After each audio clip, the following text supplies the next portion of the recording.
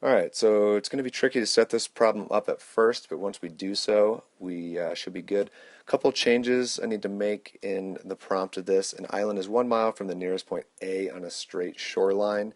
And let's say that on the shoreline, let's say that that island right there makes a right angle with the shoreline. So that distance of 1 right there is on a right angle is what we're saying. It's going to make our lives easier. So we know that, and then we also know that some point over here, let's make that look a little bit better. How about some point over here we're calling A?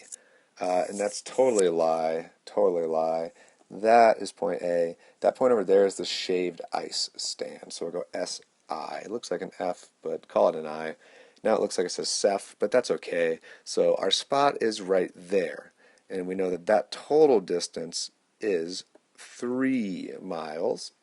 And we want to know if we swim through all of this water right here. I almost just didn't say my R's. I used to be bad at that. If we swim through that water, what angle should we swim to get to the shaved ice stand in the least amount of time?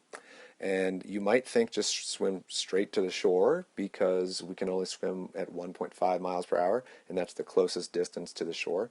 Or you might think maybe swim all the way there because the hypotenuse is going to be the shortest distance rather than going both legs. But the point is, we don't know, and so we're going to end up going possibly somewhere in the middle.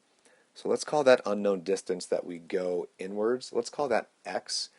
And now if that's x, then this distance left right there is going to be 3 minus x. And 3 minus x is going to represent the distance that we have still to run. So we need to write ourselves an equation that represents the minimum time. So let's go ahead and I'm going to call it m just to stand for minimum time. And the minimum is going to equal, well, we are going to have the leg that is going down the hypotenuse, so that hypotenuse of that triangle, that third leg. Well, problem is we need to come up with an expression for that, so we need to use some, what's his name? Pythagoras, some Pythagorean theorem. So h is going to equal the square root, and I'm calling that h right there. H is going to equal the square root of a squared plus b squared. So square root of 1 squared plus x squared. And so let's think about how this will work. When you do these problems, it always helps to think of it in terms of unit conversions like you would do in science class, because that will help you, I believe. So if you think about it, we're looking for a time in the end. We want to know the amount of time it takes us to get there. And so if you think about our units, 6 miles per hour, well, we have 6 miles over 1 hour. So if I take the reciprocal of this, if I take 1/6, then I'm dealing with 1/6, and I have 1 hour per 6 miles. And you'll see why that's useful here in a moment. So I'm going to go 1/6, and again, I'm going to continue to write my units, hours and miles, right there.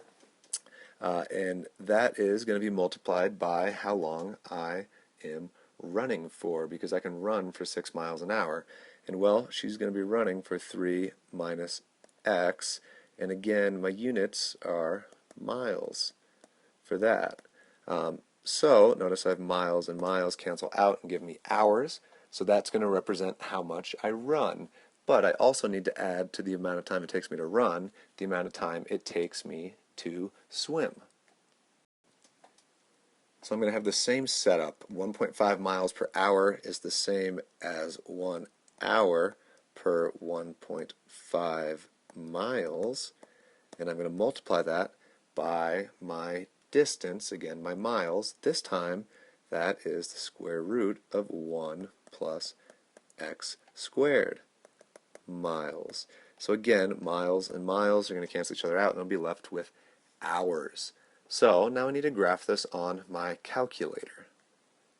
But again, if we think of a good domain, then we can just use zoom fit to find a good range for this function, most of the time, generally speaking.